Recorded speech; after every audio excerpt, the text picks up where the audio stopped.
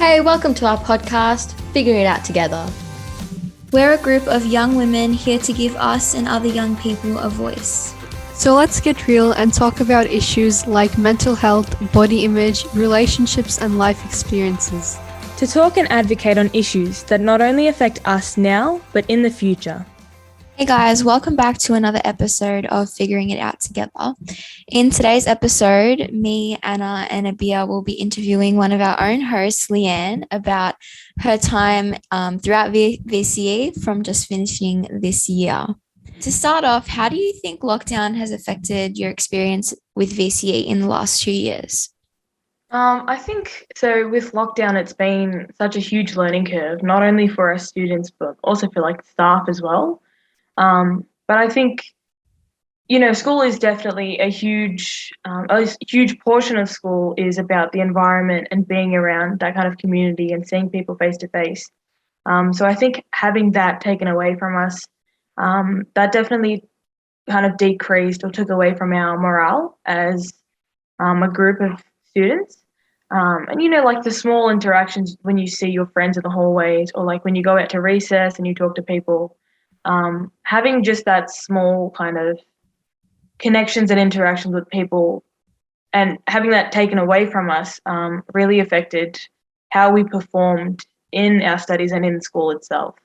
So I think academically, it wasn't the most ideal situation because, of course, school really isn't school without being able to have those kind of connections with other people. But it kind of just made it a bit worse.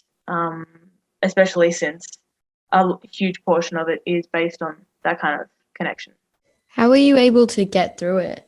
Okay, so for me personally, I found that having a really good support system was so crucial to help me thrive in school. So I always found that talking to my friends online or having, aside from the assigned classes we have, I found that having a timed meeting with some of my friends during lunchtime or after school to study or just to catch up kind of helped me keep my social interaction at a decent level, as well as being able to interact with other people without going crazy stuck in my room 24/7. So I think it was a huge thing that helped me during this time was being able to depend on my friends and my family to help me out and to kind of just be there to rant when I'm just feeling really frustrated with school. Were there any parts of online learning which you found were helpful when helping you study, maybe having more time to just, complete your work? Oh, yeah, definitely. And I think a lot of people, not just Year 12s, but I think many students can agree that we had so much more time. I know for me personally, it normally takes me about, I would say maybe 15 minutes to get to school and back. And that's not, so I'll probably take 30 minutes to get ready, wake up, and all the other things, get to school 15 minutes. And then there's school until 3:30 or 3, depending on where you go. And then for me personally, I had extracurriculars. And then after that, it would take me another 15 minutes to get home. By that time, it's probably already 5:30, 6 maybe sometimes, and you end up having about 4 hours until you need to go to bed so you can get a decent amount of sleep to do it all over again tomorrow. So I found I could wake up at, say if school started at 9, I would wake up at 8:58 just to get on. And I think a lot of people found that to be easier, especially because there was so much time before school as well as after school to do work. So yeah, I think the concept of not having to travel or having any other responsibilities other than just purely school, that helped a lot because it just gave me more time to focus on my academia and things as that. Yeah, and I think that kind of thing would resonate with a lot of other year levels as well, because Abia, Anna, and I are in year 11. But going into next year, becoming a year 12, do you have any advice for us or other people listening who might be going through that transition as well? Yeah, definitely. I think this is more targeted at the kids who are coming out of COVID, especially for the past 2 years, like you guys as well. Um, but my biggest piece of advice would be not to take anything for granted. I think for the past 2 years, well, actually in year 10, when there was no COVID for me, I was like, oh yeah, I see my friends every day. Just at the end of every Friday, I'll be like, oh, see you next week, see you Monday. That's it. And you just we kind of took that for granted, that kind of human interaction. And we just thought, oh yeah, this is just going to be a daily in my life. There's going to be a consistent thing that I have in while I'm in school. And having that taken away just really made me, and I think a lot of people realize how important it is to have that kind of interaction at school. So I think my advice would definitely be to make sure you like say thank you to your friends for being your friends, and like thank all the teachers who like gave you like inspirational quotes of the days, or just like said a hi or hello over during in the corridor or something, because it you over these past years I've really learned to appreciate all the people that have reached out, and just the little things people do to kind of stay sane. So yeah. Will the lack of people in your life, just like your day-to-day life, that assurance that you know you're going to see your friends like 5 days out of the week, is that something like is going to be a major miss for you? Oh, definitely. Yeah. I think, yeah. As soon as I finished, I went home and I was like, okay, what now? Like, I kind of had like a mini existential crisis because it was just like, what do I do with my time now? I don't know what I'm doing. But I feel like there are many people in my life where if it wasn't for school, I wouldn't have the chance to see them as often as I do, and as often as I would want to. So I think a huge portion of school that I'll miss is seeing friends and seeing teachers and other people all around the school environment, and just being able to um, kind of mingle with all these people and hear their stories and just learn about more people. But yeah, it's definitely a huge portion of school that I'll miss. What was one of the most unexpected things which you experienced when moving from year 11 to year 12? Because it is like a pretty big jump. Yeah. But what were one of the things which just hit you, which you didn't expect at all? Yeah, that's a good one. So I think I might be exposing myself a bit, but guys, do your holiday homework in time. Definitely, I would suggest. I'm not saying that I didn't. If anybody from my school is listening right now, I definitely did my homework, but I think I did it a bit later than I should have. But no, I think in like the general message would be just to be prepared, because I know this is such a cliche, but everybody's always like, oh yeah, year 12 is really hard. You're gonna hate it. It's gonna be crazy. But they're really not wrong. Like it's definitely it takes a special set of skills to be able to be organized, have some time management, as well as being able to um, include extracurriculars if you have other responsibilities, being able to catch up with friends and maintain friendships. That in itself, I feel like, takes up a lot of time. So having schoolwork added onto that as well, you need to kind of you need to make sure that you're constantly developing and refining those skills, being able to manage all that. Because in year 12 it does get a bit hectic, I won't lie. But if you start with a clear mindset, and if you're focused from the get-go, you'll succeed 100%. There's no way you wouldn't. But yeah. What else, like, because we know that year 12 is going to be really challenging, and I think we're all anticipating that, and we're so proud of you for even just getting through that. But what were some of the rewarding things that came out of year 12 as well? Yeah, so in my experience, I feel like year 12 has been rewarding in the sense that I've seen so much improvement from where I was, either at the start of the year or from year 7. Like, I would highly suggest to all the listeners and you girls, if you do have any of your old books, like not even from year 7, but if you have any work from like your junior years, read that and then read some recent pieces that you've done. and you'll feel so much better about yourself. You'll see how much you've improved, and that in itself is so rewarding because that's like physical evidence of how much hard work and how much effort you've really put into your schoolwork and your academics. Um, and every time I know for myself, every time I feel down about where I am or like where I am in my learning situation, I always look back on these things. I'm like, wow, look at how far I've come already. Doesn't that mean that I can already go so much further because of how far I've come from here? But yeah, it's so rewarding to look back and see from where you've started and where you are now. That is such a good way to think of, like, look back at it and think Yeah. about it. Because yeah, I have read some of my old ones and I'm like, I don't know what's going on in my like year 7 brain. Who thought this could get me a pass? But no, that's so smart.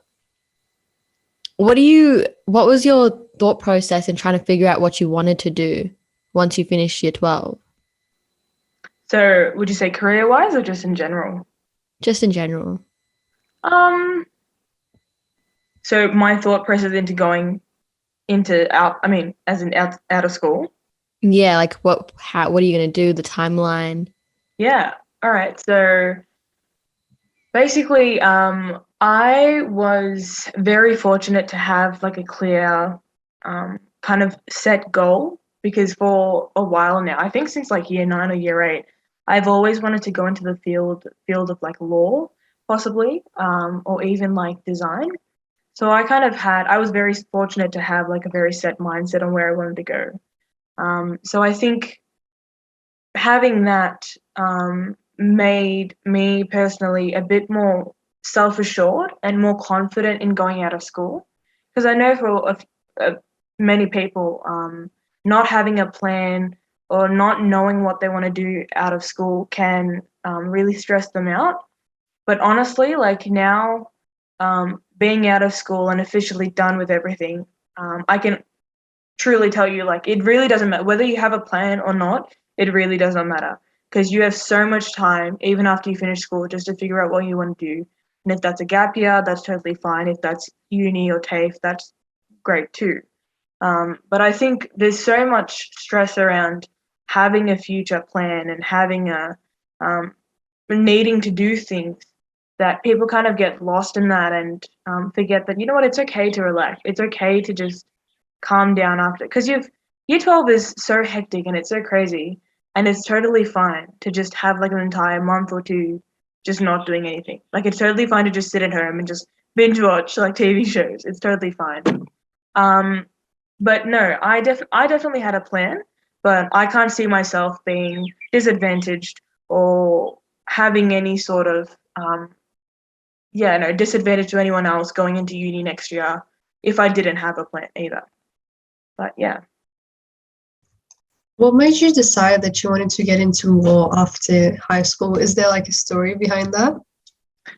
I mean, I wouldn't say story, but more of a passion. Like I've always had, I've always, like, I've been doing, I did, this is so weird, but to say I did, but I did public speaking and debating as extracurriculars in school since like year 7.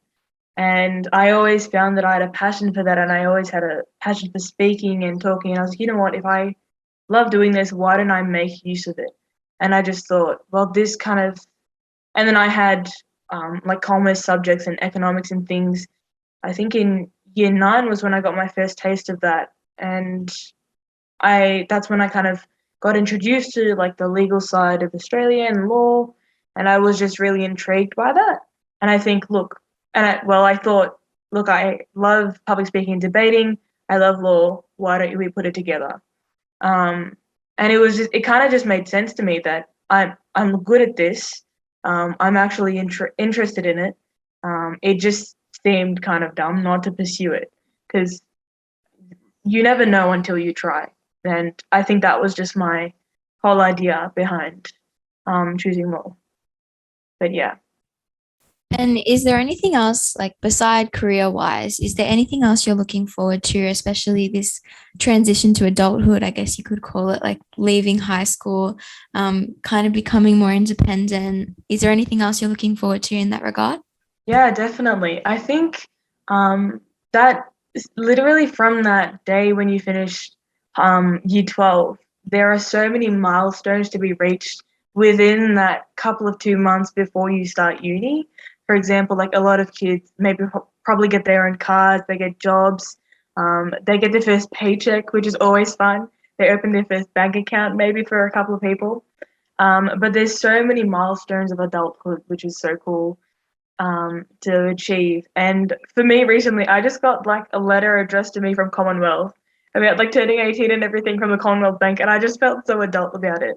And I was so excited about it to a ridiculous extent. But no, it's like the little things of like being able to make your own schedule and make your own time for whatever you need to do, and being able to kind of, I guess, after like 13 years of following a strict 6-hour schedule, it's like, oh, you have all this time and you can choose how you want to spend it. And I think that in itself is so fun to have. That kind of control is really exciting to have. And yeah, the milestones are just endless, and there's endless possibilities. So it's a really exciting time. Speaking of Commonwealth, I remember how excited I was when I first opened my own bank account and I received the letter. I received my own bank card with my own initials, my own name, and just it was a really nice feeling. Oh, you know what's so disappointing about that though? I got my first part-time job in year 10, and I was so excited to get my card, and they spelled my name wrong on the card. And now I just feel so I don't know how to tell them they did it wrong, and I don't know how I'm supposed to do that. So I'm just sitting here with my name spelt wrong on my card. You've kept it like that for how long? For like, it's been this, I'm pretty sure I've had it for 2 years now, 2 or 3 years. And you didn't think about changing it? No, you know what's the thing though? I get so confused because anytime any like online shopping site or something asks for my card details and they ask for the name on my card, I don't know what to write, because do I write my real name or the misspelled name on my card? The misspelled name on your card. Yeah. That's so... I just get confused every time. Gosh. But yeah. But no, it's definitely a milestone that's exciting. So just to finish up, is there one piece of advice you would give to our listeners or anyone coming into year 12 about your experience from it? Yeah, I think one main piece of advice I'd want people to take away from this episode would be to just try everything. Like, year 12 is your final year. This is your final year of secondary education. It's very rare that you'll get a redo. So just do everything, whether it's a mistake or whether it's a success. You won't know until you try it. And really, you're only going to regret the things that you didn't do rather than the things that you did take a chance on. So just take a take a swim in the deep end, because why not? You've only got this one time, so might as well do it. Yeah, but there was a time when I had an online class and I was still getting used to Google Meet. And I basically, so there's about like 40 of us on this Google Meet, and it said end call. It said either end the meeting for all or just leave. And I accidentally clicked end the meeting for all. And all 50 people just left the chat. And I was like, oh, cool, thanks. So, yeah. That was a pretty embarrassing moment for me. That wasn't one of my proudest moments. But yeah, you live and you learn. Well, thank you so much for letting us interview you and for giving us all this advice and your experience with year 12. I think I speak on behalf of the girls as well when we say that we're so proud of you for getting through the year, especially with COVID and everything. And we know that you did the very best you can and you're amazing. So yeah, we're very, very proud of you. And thank you for all the listeners who tuned in this episode. Thanks for listening. Hope we inspired you. Can't wait for the next one. This podcast is proudly supported by Baseline for Young People and the City of Whittlesea.